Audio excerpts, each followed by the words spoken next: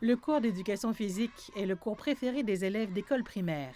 Et Tong Tong, âgé de 9 ans, n'y fait pas exception. La seule différence est que Tong Tong est né avec une lésion cérébrale. Toutefois, ses enseignants font tout leur possible pour qu'il continue à participer aux cours. L'école de Tong Tong à Shanghai est pionnière, s'inscrivant dans le projet expérimental de la ville de bâtir un système éducatif équilibré pour tous les élèves.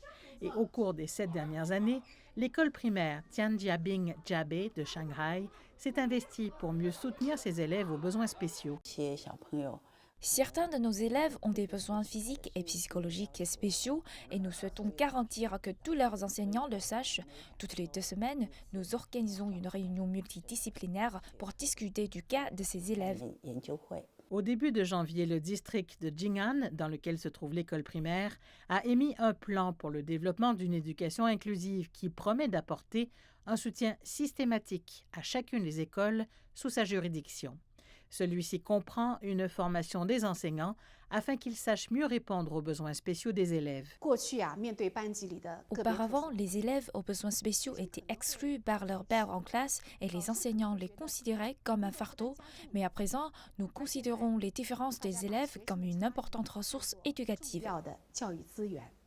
À l'heure actuelle, les enfants chinois présentant des handicaps sévères doivent toujours se rendre dans des écoles spécialisées pour leur éducation, tandis que les écoles ordinaires ne sont d'habitude pas équipées avec les ressources ou l'expertise nécessaires pour offrir à ces élèves aux besoins spéciaux une expérience d'apprentissage de qualité. Mais résoudre cela, selon les experts, serait faire un pas dans la bonne direction. La professeure Wang Heiping fait office de conseillère éducative auprès du plan pour le développement d'une éducation inclusive. L'éducation inclusive consiste à réaliser son droit à l'éducation. Les enfants aux besoins spéciaux doivent avoir le droit d'être éduqués dans des écoles ordinaires. Si une école ne répond pas aux bonnes conditions de leur accueil, la faute revient à l'école, pas aux parents. Eh bien, comment dire? Il peut étudier dans cette école commune en étant entouré d'enseignants très attentionnés et les autres enfants ne s'en prennent jamais à lui. Il n'y a aucun harcèlement et je suis très heureuse de cela.